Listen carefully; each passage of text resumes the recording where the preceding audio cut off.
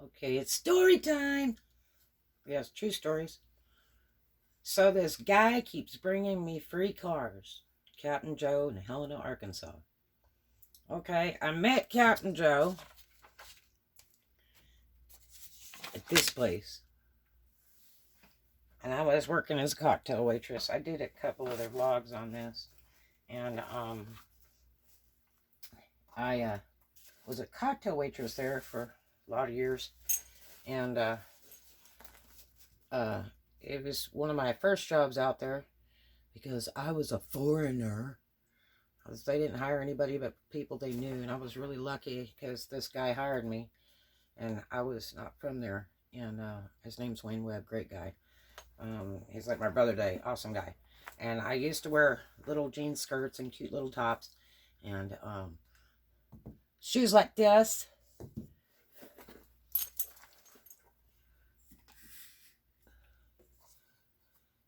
And white, or this red.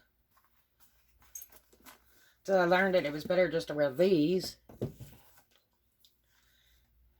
My little white cowboy boots, which that's like my fourth pair in my lifetime. My mother used to wear them as a majorette in the Rose Parades, and I just thought they're just the cutest little thing. And they really turned out to be a neat thing to wear at work because I could really move and groove across those floors, and I decorate these myself. But my pair looked a lot like this that I wore. I don't think it had the beads on it. I think I just put the conchos in it and stuff and some other stuff on it. But that's what I used to wear, cocktailing. And I had flames on my heels. I liked that money. But anyway, so I was cocktailing one night, and this guy that looked like Kenny Rogers was there, a real nice guy, and he tipped me really good. And he was kind of at the bar, and then sometimes in the back, and he came in by himself. And I guess Wayne introduced me to him and said, "That's Captain Joe." And I found out that he worked on the Mississippi River boats as a captain. And they would haul these barges down the Mississippi River right next to this club in Helena, Arkansas, and in Tunica. And he made really, really good money, apparently. But he loved to drink. He loved to party, and he would work like so many days or so many months and then take off for a few weeks or a month or something, and he would just party in the clubs, and he made bank. And but just really, really nice guy. And so I was working at Varsity that one night, and we were closing, and everybody left. Wayne left, everybody left, and this guy was stumbling around trying to get this car open, and it looked like this.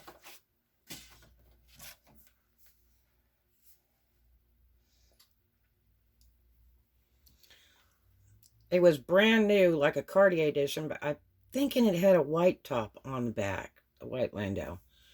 And absolutely brand new, like a 80s version. And it was really a funny story because I had a red Camaro then, and I was parked across the street because I got smart because they kept busting up my car, having fights or whatever in the street when people got thrown out. So I parked a little bit further away from the club, and he was parked right at the front door of this brand new car, and everybody laughed. It's pitch black down there, little old river town, ancient old brick buildings. Not much there, but a police department about 3 blocks away that you could walk to. And you know, the guy was a fairly decent guy in the club. I mean, I didn't have any problem with him. He didn't seem like a freak or a creep or anything. And so I walked up to him, and he couldn't hardly stand. He couldn't even find like that door handle. And he says, I said, "Are you okay?" And he says, "I don't know." And I said, "Well, what are you trying to do? Can I help?" And he said, "Well, I'm trying to get in my car." And I said, "Well, you don't need to drive." And he says, no, I need to get my car here. I just bought it. And I said, no, you don't need to drive. I said, where do you need to go? And he said, well, I don't have a house. And I'm like, okay, this guy's really drunk.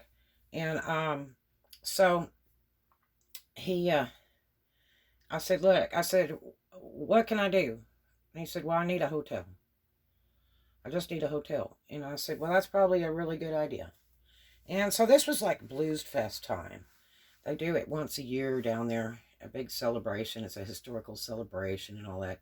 So, there's a lot of people in town, tourists and stuff. People come from all over the states to go to the Blues Fest in Helena, Arkansas. So, not the one in Memphis at Beale Street, the real one in Helena, Arkansas. Okay? The real one. So, anyway, I said, look, where's your keys? And he's like, I don't know. So, I'm looking around, and like, his keys are in the car. And I said, well, your keys are in the car. Do you have a spare set up somewhere or something? He said, no, I just got the car. I said, okay. I said, well, I'll call the police department and tell them to keep an eye on the car. Because it was like the only car down there. And it's pitch black. And that area is not a real safe area to be walking around late at night either. But now this club closes right before daylight. Anyway, it was probably 4 or 5 in the morning. So I said, look, why don't you come with me? I've got to go pick up my daughter from the sitter. And then, and my daughter was like 2 then, I guess. And I said, and let's go run downtown and see if we can find you a hotel. He said, that would be wonderful. Thank you so much for your help. So, got him get in the car, went by the sitters, ran in, got the baby, and put her in the back seat, and went and drove all down in West Helena, Arkansas for a hotel. And they didn't have much in Helena. It was all like resort homes, like the old Victorians, bed and breakfast kind of thing. And you weren't getting them up in the middle of the night. And you have to get reservations for all that. But so I took him down to West Helena. There was about like 3 or 4 little hotels down there. So I went to hotel after hotel after hotel, and nobody had anything vacant. It was all booked out for the Blues Fest. And at that time, I was living next door to Evelyn in the big yellow tree house. And I'm just real funny about strangers and stuff, but I had a good feeling about this guy. I felt like he wasn't going to like rape me and kill me. And so I said, look, he's like, I have money. And I said, well, the only other option is drive like to Memphis, where that's 24 hours, and that's like, a couple hours away. Because this is way back before they built the big road to go to Memphis, which only takes you about 40 minutes from Helena, Arkansas. And back in the day, it was like 2 hours on a really crappy road that went boom, boom, boom, boom, boom, and there was nothing but one gas station out there in the dirt. So you didn't want to break down. But anyway, so I was like, no. I said, my daughter's got to go to school in the morning. And so I said, I'll tell you what. I said, if you're a nice guy, then you're welcome to, stay at my house. You can crash out on the couch. But no funny stuff. And he's like, okay, no problem. I respect you. I said, okay. So, we drove back to Helena, pulled up in the driveway in my red Camaro, and I said, I'll take care of your car. Don't worry. Just go night-night. So, I set him up, on the couch with the pillow, blanket, whatever. And there was a coffee table right next to it. And so I went ahead and left with the baby again. And went down to the club, the Varsity Club, in the dark, which I had called the police and told them I was going to break into this guy's car and bring it back to my house. Because he was drunk and he didn't need to be driving. And I said, so don't get paranoid if you, come rolling down the street. I have a friend of mine that was a captain over there. I'm not going to mention any names. He's dead today, but I don't want to get him in trouble even though he's dead. And I said, look, I'm going to go down there and get this guy's car and bring it back to my house. He's at my house. There was no hotels and all that, and he seems to be a real nice guy. He's some captain for one of the boats from the Mississippi River. And so they were like laughing. And I was like, you could check on me if you want in case I get like killed over there in the dark. So anyway, because I mean everything was closed. It was dark back there, and it's by the river, and I was there with a brand new Lincoln and my car. And so I left my car there, oddly enough, which I cannot believe I did that. And I illegally, but legally, because I had his approval, broke into this guy's car and got the keys, and then drove it back to my house in the same town. It was like a mile. And parked it in the driveway.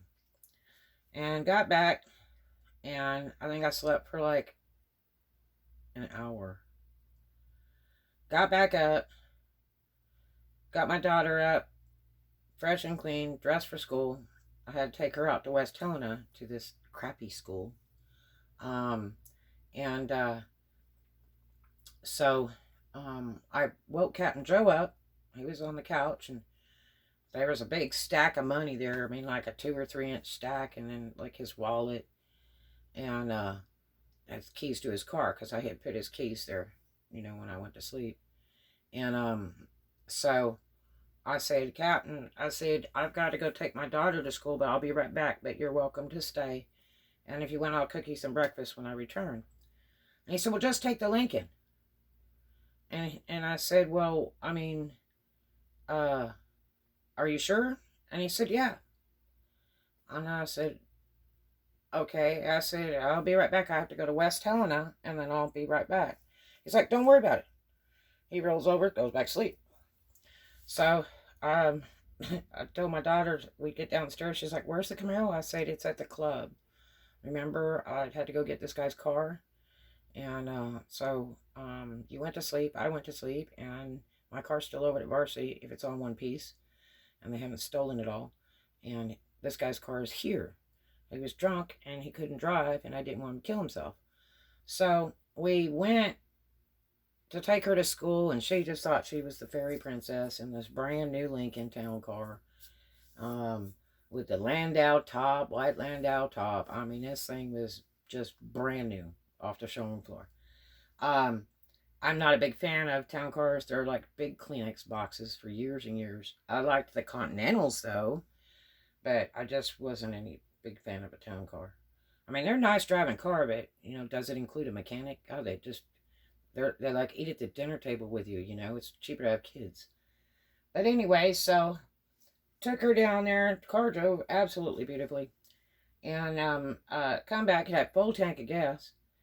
Come back to the house, parked it, came back, slept for an hour or two, woke back up, went to start cooking breakfast, and then he kind of woke up. I had made him coffee. I don't drink coffee. I'm too hyper. And he kind of like was opening his eyes and rolling around. He's like, hey, is that coffee? And I'm like, yes, sir. And so proceeded to feed him breakfast and everything, and he's sitting there on the couch looking at the coffee table, looking at the keys, the stack of the money and all that. And he's like, what happened? And I told him, I said, you were just like, you couldn't even stand up. You were just kind of waving around, trying to get in your car and all that. And it turns out you had locked the keys in your car, parked at the front door of the club. And so I worked there. And you can call Wing Webb and ask him on my phone right here. And that's back in the day before we had, cell phones. And he said, no, I know Wayne for years. And I said, okay. And I said, yeah, he said that too. He said, you're a good guy. I said, but everybody had left, and they closed the club and just left you there standing in the street all drunk. And I was the last one. And I didn't want to leave you there, because it's kind of a creepy, dark, bad area, and so I tried to take you around and get a hotel, and he said, yeah, I kind of remember that, and I said, went to go pick up my little girl, and And then I offered you a spot here at my house, and all you did was sleep, so you were cool. And then he looks at the coffee table, and he has this like huge stack of money. And then, you know, his wallet, and he's looking at it, he's eating the food, and he keeps looking around, and he looks at me, he said, I can't believe you didn't take any of that money. I said, why would I take that money? It's not mine. He said, So then he says, well, let's go. I said, okay. He said, I'm buying a new boat today so I can go fishing. I'm buying me a power boat. And I said, cool. So we go downstairs, and he said, what do I owe you? I said, nothing. He said, Jesus, you saved my life. And so he opens up the car, pops the trunk, walks to the back trunk, and he opens the trunk, and there's this big metal briefcase. Okay? He flips open the briefcase, and he's looking at it, and this thing's full of money. Full of money. Cash money. Bills. You know what I mean? Greenery. You know, moolah. And I'm just kind of standing there like, oh my God, thinking this guy, is he a dope dealer or what? You know, did I just drive this car with all this stuff in it? He looks at that and he goes, well, looks like it's all here. He said, I can't believe you didn't see that briefcase in the trunk. And I said, I wasn't going through your car. You told me I could take it and drop my daughter off at school. He goes, yeah, I know. Closes the briefcase, locks it up, puts it in his hand, turns around, hands me the keys to that Lincoln, and says, here, I'll see you later. And I said, what are you talking about? And he says, the car's yours. Thank you so much for saving my life. I said, no. I said, take your car, really. You don't owe me anything. I said, it's just, I'm just that kind of person. I love everybody. And, you know, you were very nice to me at work, and I don't like to see anybody die. You know, I mean, you're not the only one in the world that gets screwed up and you know, lost in the world. I mean, I think we all have done that, you know, every once in a while. Actually, I never did, but, and I was a party girl back in the day, but I always knew where I was at. But anyway, when you work in a club business, you see a lot, and you try to stop bad things from happening. I'm just that way. I do care. But he's like, no, the car's yours. I owe it to you. You saved my life. I said, no. He said, it's brand new. I just bought it. Just bought it. And he's like, I just bought it yesterday from Roy Ross Ford. And he says, I paid cash. It's paid for. You could have it. And he said, I'll bring you the title later. And I said, no. It's okay. I appreciate the thought. Thank you. You're really sweet. Did I owe you any money? I said, no, sir. And he says, look. He says, I appreciate you.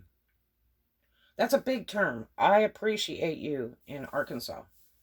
They have a thing in Arkansas where people appreciate each other, and like you do business with people that do business with you. It's just a thing, a Southern thing. So anyway, Captain Joe, was an interesting cat. I've seen him from time to time, and I used to call him. He used to call me. We stayed friends, and never kissed him, never slept with him. Just a really, really nice guy. And every time he would come in town off the boats, he would call me or look for me wherever I seemed to be next, and come say hi and take my daughter and I out to a very nice dinner. And we'd sit and laugh and talk and just, you know, like we'd known each other for a million years. And so I had moved in from the treehouse and ended up moving in with a guy named Herman Carvil Fitzhugh. He was a CPA and city treasurer at Helena at that time, a suit guy, and this girl, Evelyn, my friend Evelyn, that got me the job with Wayne Wade over at the Varsity Club, when I met her, she was recently divorced from Carvil, and one of the first things she said is, "Oh, my husband would be so in love with you. You're just perfect for him." And I'm like, huh? I'm not into blind dates or any of that other stuff. And yeah, that's real nice of it anyway. So oddly enough, I had met Carvil by going to his office, trying to see the real truth about the tree house. And if he owned it, she owned it, or what was going on. And he's the one that told me the bank had possessed it. But it was probably okay if I lived in it till they, sold it. To go check with the bank. He told me who to talk to, whatever. And I said, well, do you want to rent it to me or buy it back? And he goes, no, I don't want any of that property. And he said, forget it. And he said, I'm not interested. And I said, okay. So I got to be good friends with him. He would call me on occasion and check with me and see how the house was doing and if I'd found a buyer or whatever. And I used to talk to him on the phone for hours. Really nice guy. He had great voice. Great southern, like Gone with the Wind kind of guy voice. Just truly southern, which was so intriguing because I'm not southern. I'm Danish and raised in California. And my mom's side is Danish and my dad's side is southern. But my dad didn't talk real southern slangy or anything like that. He talked very proper. But always has. My parents are like that. So anyway, it's very intriguing when you hear that real southern drawl, but with that classy edge to it. And he had that deep, like radio announcer kind of voice. And the guy wore a suit. He was a pretty nice looking guy. Smoked a pipe. That was kind of cool. At least he smoked good tobacco. But anyway, he was a former cigarette smoker, but he quit. And he used to wear glasses, and Evelyn had talked him into getting contacts, so, because he has real pretty blue eyes. And so anyway, nice clean cut guy. Seemed like he was pretty smart. Very proper. Didn't work out like that in the end, but anyway. Another one of those, I should have took the car deals. But anyway, so I was living with Carvil, and it was the house that he had was what you call a duplex, and it was on a big corner lot on First Street. It's still there. I think it's like 716 and 718 First Street in Helena, Arkansas. And it's a big corner that sweeps around. And the house sits like right about here. And it's real kind of woodsy. There's like all these trees. And there's a driveway here. A driveway here. And then there's a carport deal in the back of each one. And big yard in the back. And this concrete carport. And then we had a big fence. Let's see. The fence went here. The fences were back here. So, and so what the deal was I had my red Camaro, and then I had Philip St. Columbia's brown Cadillac. The dead guy. I was driving a dead guy's car. That's another story. And so, the house was a duplex, but it had a door that went in between and little stairs that went up to the attic. It's a two-story house. And so I had this side, and Carvil had this side. He used to rent this side out to people.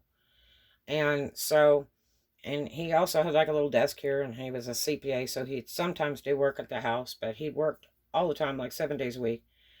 If he wasn't at the house, he was at his business offices. He'd bought a whole block of offices, and they were all falling down except for the one he was in, and that one wasn't doing too good either. And since then, all that stuff's been torn down and condemned. I think it was on York Street down in Helena, which was only just minutes from this house. So anyway, you had a front door here and a front door here. And so one day I was sitting on the couch over on Carvil's side of the house, and we were watching TV. He was kind of a boring guy. Things I didn't like about him was that he spent 24 hours watching the old Italian cocaine freaking movies about the mafia. You know, that one that was in parts? He had videotapes of that. And then he also had videotapes of Andy Griffith. And Benny Hill. He really liked Benny Hill. And Benny Hill would come on like late at night. in the USA. You know, he just really thought Benny Hill was it. And that's about all he ever watched. And he sat in his recliner and would play solitaire all that time. And otherwise, people would call on the phone and he'd be stuck on the phone forever, and I'm sitting there on the couch. But anyway, so this one beautiful sunshiny day, there's a honking outside. Somebody's honking. So, couldn't figure it out. Kept honking. I said, well, it sounds like it's here. And at that time, I was building a 41 Ford for Carvil. We had found his dream car in Cabot. I told him, your dreams can come true. And it made him, had him make a list, put it on the refrigerator. And one day we found one in the newspaper, went out to get it. And then I took an electrical class at college when I was in engineering, so I could learn how to do the wiring on this old car, because he couldn't turn a freaking wrench or a screwdriver. So I told him, I'll build the car. But, so that, and he had his Caprice Classic, a blue Caprice Classic then. So there's this honking, and all of a sudden, you know, I looked out the front door, and I said, oh, it's over in my driveway. And walked out there, and there is the prettiest car out there. This little white car. And I'll show you what it was. This. White T-top. Corvette, and it was absolutely beautiful. And had the T-tops out of it. Pulled up in my driveway. And so I walk over there trying to figure out, you know, if somebody's lost or what it is. And I get up close to the car, and he goes, hey, Red, how are you? And I said, Captain Joe. I said, how are you doing? You must be off the boat. And he goes, yeah, I didn't know where you were at, man. You moved from the other place. And he said, I found out where you're at. I said, cool. And so now this time I was engaged to Carvil. It was like the last 6 months we were together. I was so called engaged to this clown. Ugh, what a mistake. I should have took the car. But anyway, so the captain's sitting in the car, and the car is running. He said, how do you like this car? I said, it's really cute. Nice. And he said, well, here, I brought it for you. And I said, what? He said, you wouldn't take that Lincoln, so I brought you another car. And I said, that's been years ago. And he said, I owe you, Red. You saved my life. I said, you don't owe me anything. And he says, well, I'm going to take you to dinner.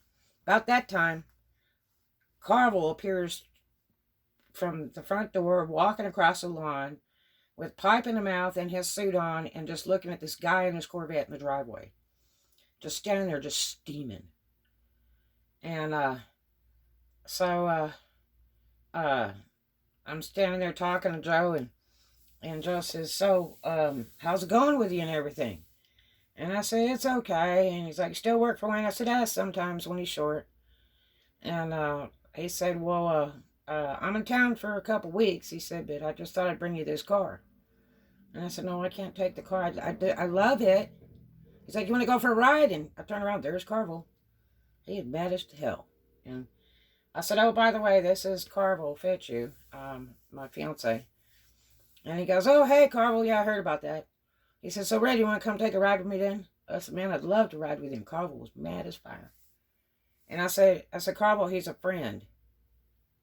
I said, I knew him from varsity club, and he keeps saying I saved his life, and he keeps bringing me cars. And I said, and I keep telling him no. And I said, but boy, I like that car. So he parked the car and got out and walked around. I took him back there to show him the 41 Ford I was building for Carvil. We talked, and Carvil was mad as hell. And he's like, what is that man doing here, and why is he bringing you a car? He said, you've been sleeping with him, duda. I said, no, I've never slept with this guy. He's just a nice man. And he's a Mississippi riverboat captain. And, you know, he's just trying to say thank you. And yeah, he likes me. Trust me, he likes me. That's okay. Everybody loves Red. So, anyway, Carl was just smoking hot, you know. I mean, if he chewed the damn edge off that pipe, I just don't know. He was mad as fire. Carl was very jealous. But he'd be the first one to wander out in public and say he wasn't with anybody. And that's kind of how it ended. But, again, I should have took the car. And this car was neat. And so we talked for a little while, and he said he was going to be in town if I wanted to go out to eat or whatever, you know, with my daughter, go out, whatever, that he'd love to take me out. And I said, God, it sounds great. I said, you know, I'll call you in a little while, probably. And he said, so what's the deal with this guy? I said, well, I'm engaged to him. And he said, huh. So people knew more than I did, and I wish a lot of them would have told me the truth years before that, because what a piece of junk. But anyway, oh well. When you waste 6 years with a clown face, a big fake, shall I go on? But anyway, the mistakes we make in the world. So anyway, I got a hold of Captain Joe the next day or two, and met him in town with my daughter, because Carvil had to go work in the offices doing taxes, whatever. And he would work till sometimes very late at night, you know, down there in Bad Town in Helena in that office. And which always scared me. I was like, oh, I can't believe you're down there by yourself. And so we met him and went to go have dinner. And my daughter just adored him. And he's a really, really nice man. And again, like, he looked like the Kenny Rogers, the guy in The Gambler, which I'm no big fan of beards at all. I'm not in for all that. But I mean, if it's a nice English cut beard, it's not too bad. But it's so 70s. But anyway, so we went to go have dinner with him. And cheers. Milk does it body good. I'd had numerous dinners with this guy through the years. Every time he'd come in town, he'd find where I was at. He'd ask people, where's Red? Where's Red? So anyway, I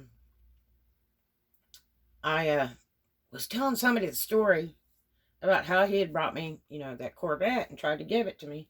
And they said, oh yeah. They said, well, I seen that Corvette. Now this is the Twin Cities, Helena, West Helena, and they're like 5 miles all the way across.